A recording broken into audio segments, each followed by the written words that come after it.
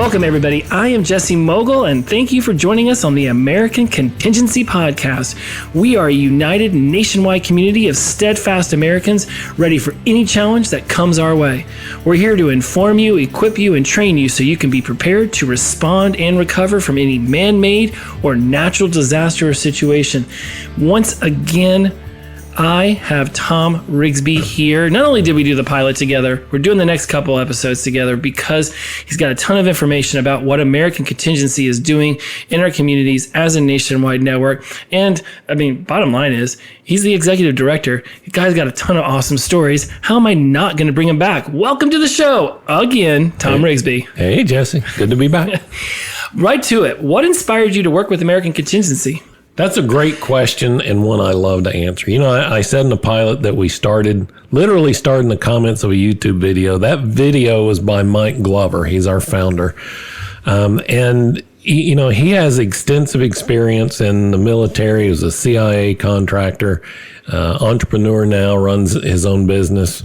And, you know, his message was inspiring, but that's not where I found him.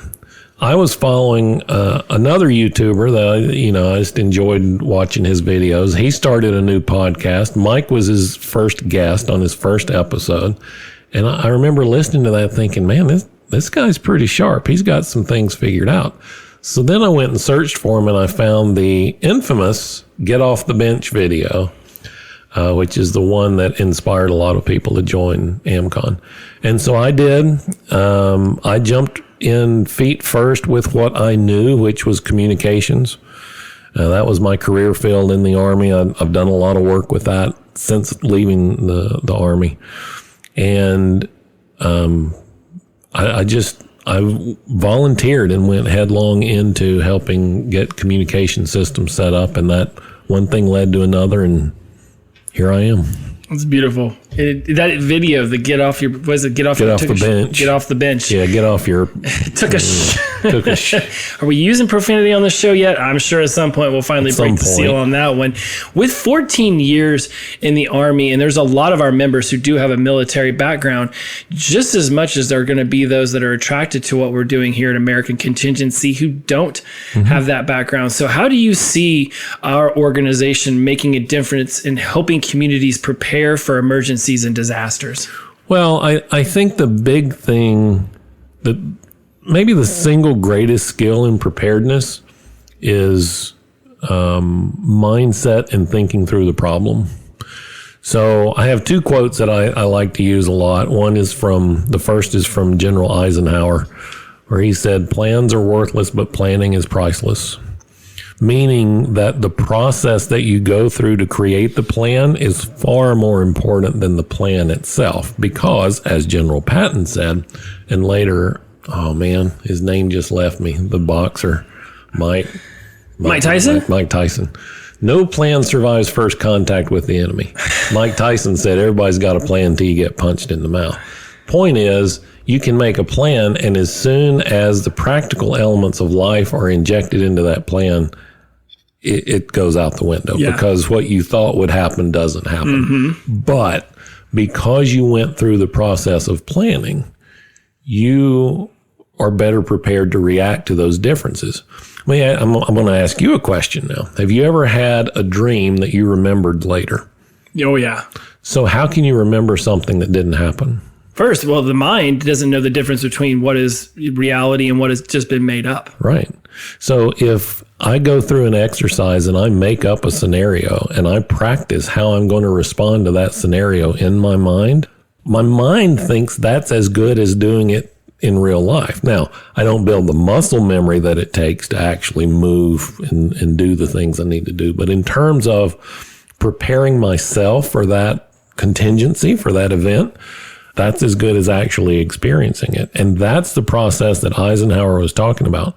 And it puts you into a mental state where, you know, when those cues occur and those triggers happen and you recognize, oh, this is this moment happening, and you've already gone through that in your mind, then your brain can go to the filing system and say, okay, pull out the checklist for, for event X and pull that to the forefront of your mind and hand it over and say, here's what you need to do. And you start doing it, right? That's the value of planning. And so, for those of us that have military experience, and it's not limited to the military, it could be Boy Scouts, Girl Scouts. I learned a lot of this growing up on a farm. Don't take the tractor down there if you don't know how you're going to get out. Mm-hmm. Yeah. Right? Yeah, me too. Plan that ahead of time. What is the contingency to get that tractor out of the mud? Right, because if you get stuck, Daddy, that's our recovery vehicle. So, it's a process, and it's a learned skill. It's not something that people are necessarily born or gifted with. Some, like anything else, some people are better at it than others, but all of us can learn it. And by learning that, we can walk away with a process in our pocket that helps us face uncertainty with confidence. And that, if all of our members said, I don't know what's going to happen tomorrow, but I'm okay with it. Mm-hmm. That's the confidence. That's the goal.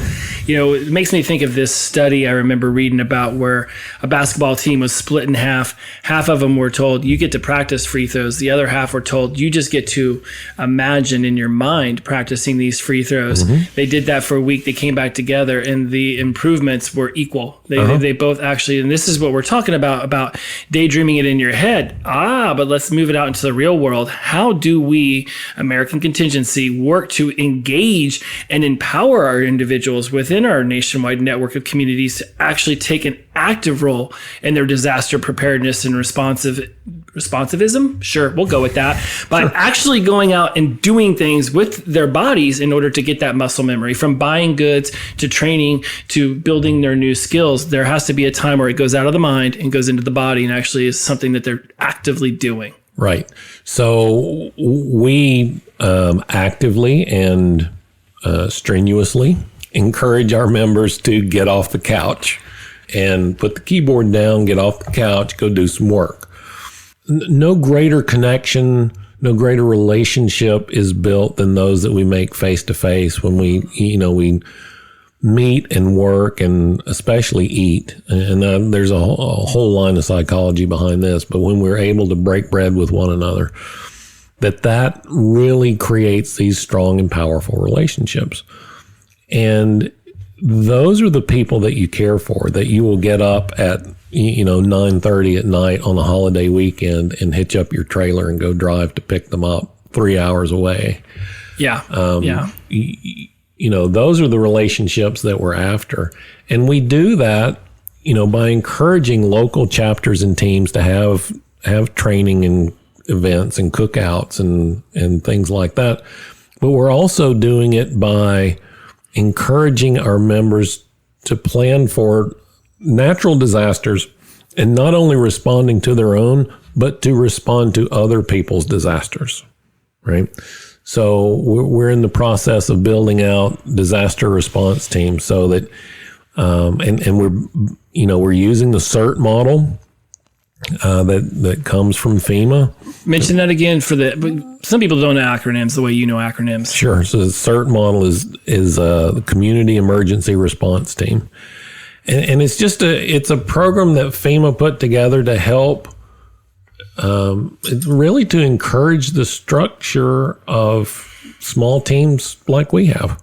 And it's kind of based on Neighborhood Watch but the idea is that people in my community, in my neighborhood, if something happens, we get together and we know how to do a hasty search around and make sure everybody's accounted for and shut off the gas so there's no explosions and it's things like that. And we know how to call for help and what they need and how to help them prioritize that help. By doing that, we're able to practice and put to practical use the skills that we've been training far sooner than we would if we waited for an emergency to happen upon our neighborhood. Yeah. And as an added benefit of that, we're able to help our communities and show them the value of teamwork and being part of a network as well. We're touching upon it, but I want to hit it head on right now. There's a lot of preparedness, readiness kind of information out there, especially on the socials like Instagram and TikTok. I talk to people about what AmCon does. For those of you who aren't completely confident with what I'm saying when I say AmCon, that's just American Contingency for short. Let's make sure that we're perfectly clear about that for the next 300 episodes. When people tell me, hey, I've watched Instagram, I know how to can some food, I know how to plant a vegetable garden, I've already got myself this community on Instagram, and we're always commenting and we're always talking on there. And I'm like, that's great.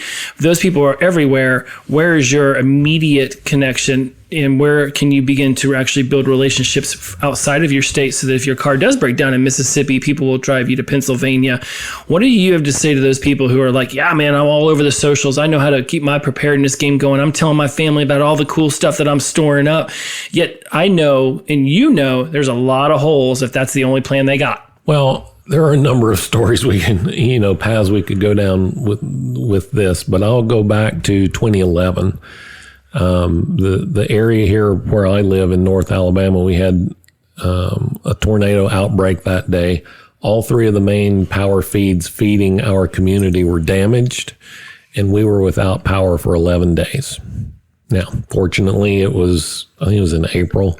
The weather wasn't too bad. It wasn't too cold, wasn't too hot. Spent a lot of time outside. Got a lot of stuff to clean up. But eventually, the generator that runs the cell towers will run out of fuel. And when the power's out, there's no fuel to go refuel those generators. And when the cell towers quit working, do you have a landline in your house? I don't. What is this, 1987? Right. You mean phones come with wires? You caveman, you. When the cell towers go down, where do you get your information?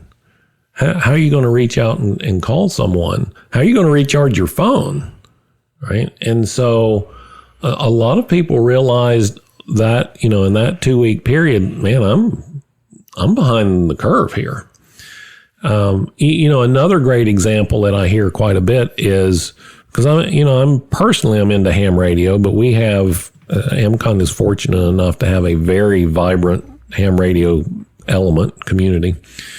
And a lot of people will say, well, when things get really bad, I've got the radio and there won't be anybody to enforce the rules. I'll just do what I need to do. I'm like, great. What frequency are you going to tune that radio to give me a call? Well, I don't know. I'm like, exactly. That's why you have to practice ahead of time. Mm-hmm. And the final thing that I will say is, and sometimes we're hesitant to talk about shooting related things just because of, the nature of that. But I grew up shooting things. I spent 14 years in the Army shooting things. The first time you pull a trigger on a new weapon system, it's nerve-wracking. And I don't care how many triggers you pulled. Have I done everything right? And, have I loaded it the right way? Is it going to work? You have to practice that. And if you don't like the shooting analogies, baseball, tennis, whatever, basketball, right. We've used that example. The first time you throw a ball at a hoop, you think you're going to hit it? I didn't. Even Michael Jordan didn't. I'm sure Tiger Woods whiffed too a lot when he was 3. He will tell you. Jordan will tell you that he knows the number. I missed X number of shots more than I made in my career. Yeah. And he knows the number. Yes. That's the power of actually taking action, which gets me to this question is like, how do we gauge how well the new members who join and even the members who've been here for a while are actually utilizing the network whenever they come in? It can be like the website's vast. There's a lot there. How are we gauging the amount of resiliency and preparedness that we're helping people gain by joining the network? That's a fantastic question. A couple of ways. Generally, that resilience comes from experience, right? And the experience comes from training and doing and learning from that process. So we create as many opportunities as possible to learn and to do. And we've got processes and programs that measure your progress through the training, but really, for the individual member, it's up to you to make sure you are making progress toward your goal. I said in the pilot, I think we've got 12 different categories and nobody's going to be an expert in all 12. I picked communications. That's where I'm comfortable. And I did a deep dive into communications. Well, I need a secondary. I need some basic skills in the other areas. So we can provide you the grid, the checklist that says you need these skills in these areas to be, basically functional. And then, if you want to go deeper than that, that's kind of horizontally oriented. And then if you want to go deeper, that's vertically oriented, where you can do a deep dive into one of those categories, one or more, and get trained. We help people track that, and we give them the opportunities to test and use that. There's a lot of collaboration going on at the local level with our local chapters, with other, let's say it could be law enforcement, it could be first responders, happening at a local level, so that the first responders and the local police network, they know that American Contingency is there and that we're there for good. I know that the media has probably talked about American Contingency to a certain extent, and maybe not as favorable of a light, until that recently was shifted and changed. And whether we want to touch upon that now or never, that what we're doing on the ground actually proves who we are as an organization. And to speak upon the collaboration that we've had around this country with local law enforcement and first responders. Yeah, I think one of the greatest stories related to that comes from 2 Christmases ago, where there was a tornado outbreak again that went through Kentucky. And there was one town in particular. It was about a week, maybe 10 days before Christmas. And these people's homes were destroyed. I mean, literally destroyed. It was close enough to Christmas that, for most people, Christmas shopping was done. The gifts were wrapped and under the tree, and now they're all gone.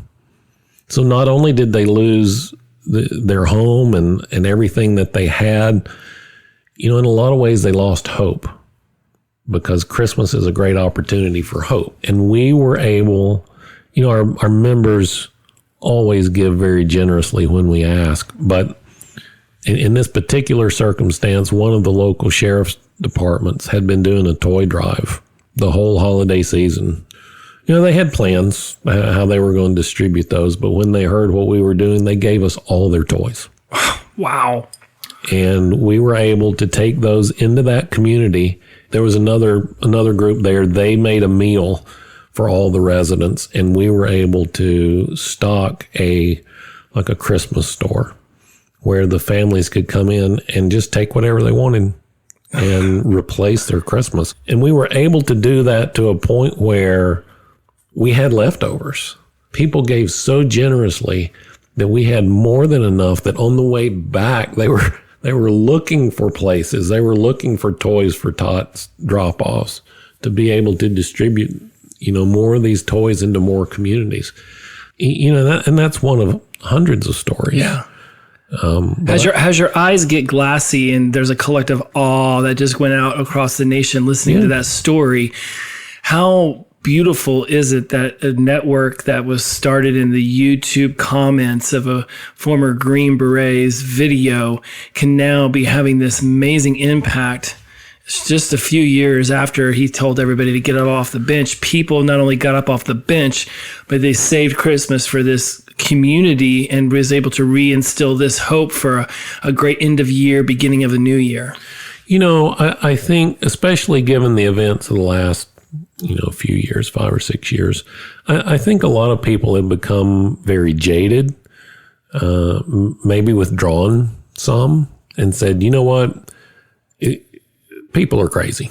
I'm staying in the house, and you guys do you, I'll do me, and we'll just call it even. And I think that story is a great representation that that's not who we are. Yeah. I mean, that's not just not who AmCon is. That's not who we are as a people. That generally people are good. Generally, when you ask someone for help, they want to help you. And when the ask goes out and we can recognize a legitimate need, we'll pull out all the stops. Yeah. And that's the heart of America and American Contingency, but it's not limited by our national boundaries. But that's the heart of society that we want to pull out and elevate and encourage and make more of. Yes, we do it. We do it through preparedness. We do it through being able to talk about life's critical moments and the crises that come up in a person's life. But the reality is that's what we want. We want to elevate people, both the people in need and the people who are serving. And, if we create moments and opportunities to do that, and we can see good in other people, we can get back to a place where we can have difficult conversations. Yeah. And still know that it's okay. I hear that America needs to move back to those traditional values that we used to have. And when I hear that, I ponder back to yonder days of post-World War II, 45 to, maybe mid-50s going into the 60s, where we really was the white picket fence. Like, there's a lot of hope. If we're going to begin to get ourselves back to this illusion we had of what we were back in the day, it starts by realizing that we're all people looking for warmth and food and safety and security, and start speaking to one another with kindness. And it starts with each interaction that we have at any given moment of the day. I agree with you. I hear that quite a bit as well. I think to some extent that vision of America is an aspirational vision. Rockefeller wasn't he the one with the paintings? Was it Rockefeller? Rockwell. Thank you. Rockwell paintings. We all remember those. Norman Rockwell. Beautiful. We want the Rockwell moments, right? Did those ever exist? I don't know. Long enough for him to paint them. So aspirational outcomes are not bad. We can work toward those. And the problem is, you and I have talked extensively about this over time, but if I don't have a goal that I am working toward, then I'm just wandering. Mm-hmm. And there's this great sign that shows up from time to time, this meme, all that wander are not lost.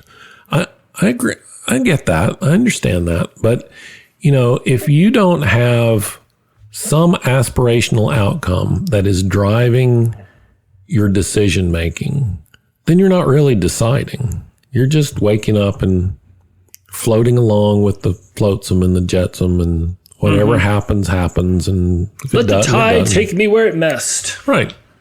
And, for some people, okay, that's fine.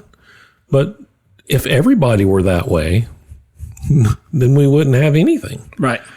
And so it kind of goes back to what I've said before. I don't expect or want everybody to be an expert in everything. I don't want everybody to be turned on and ready to go to work at 24 hours a day. But, things happen. And a lot of those things that happen are outside of our control. And more than anything, what I want to do is help people reduce the anxiety that they feel about those things, right? Anxiety, I heard it said one time that anxiety is worrying about worry, right? And, well, what if this happens? Well, what if that happens? Well, what if you get hit by a bus? Oh, well, I just won't cross the street anymore. Well, that's not practical, though, is it? Right? You have to live your life. And in living your life, things are going to happen. You're going to have an accident in your car. You're going to get a flat tire. Your kid's going to break an arm. I mean, things happen. It's not the end of the world, but at that moment, it's a crisis. I used to spend a lot of time listening to the local police scanner, right? And one day I realized, every time that alarm goes off for that fire department, somebody is having a crisis in their life. Mm-hmm. Yeah. It's a heart attack, it's a stroke, it's a broken arm, it's a gunshot, it's a car accident. but somebody, or their house is on fire, somebody is having a crisis. And once I realized that, I was way less interested in listening to it, because these are just terrible moments in somebody's life. Somebody is having potentially the worst day of their life in that moment. Yes. And so that's going to happen to you. My dad's not in great health. He calls, I talk to him almost every day. And there are days where I call him and he doesn't answer the phone. And after he doesn't answer the phone 2 or 3 times, I get in the car and go up there. And the whole time I'm on my way up there, it's like, well, I wonder if this will be the time I find him, Yeah. That might sound kind of morbid, but that's, we're all going to die at some point. He knows he's going to die. I know he's going to die. We do things to try and reduce the probability of that being today. Yes. But what do? I've thought through that process.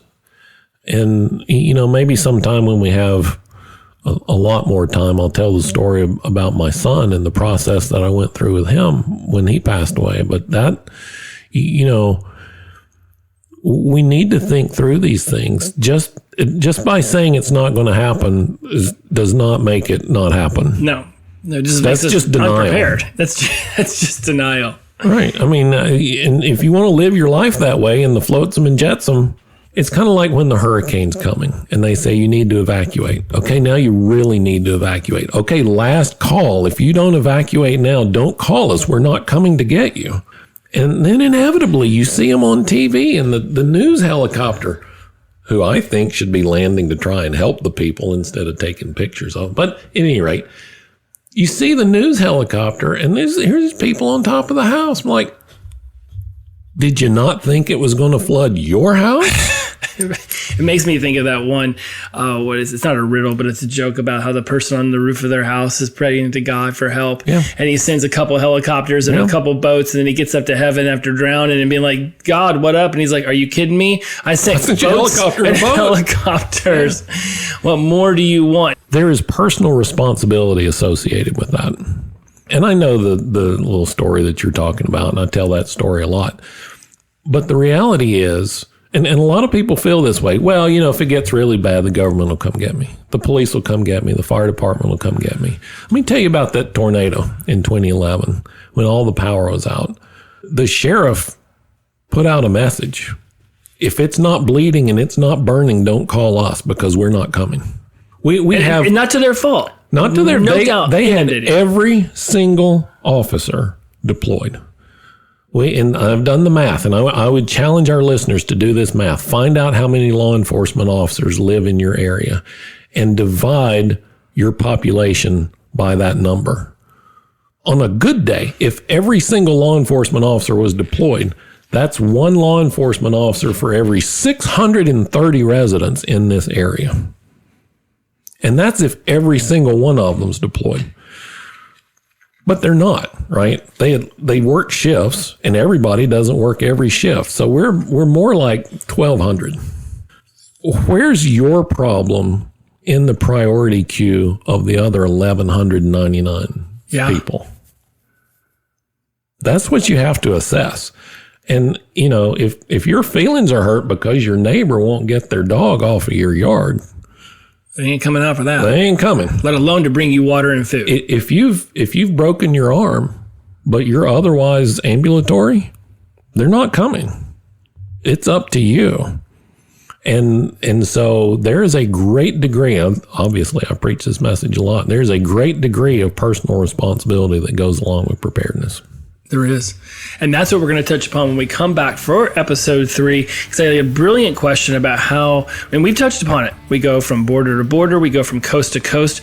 We've got like 4 different temperate zones in the United States. There's a lot of specific tailoring to our members' needs based off their geographical location. Come back for episode 3 so you can hear how that answer is brought to you by our executive director, Tom Rigsby.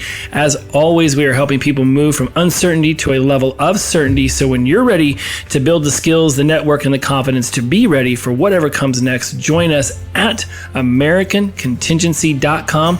Talk to you next time. Bye-bye.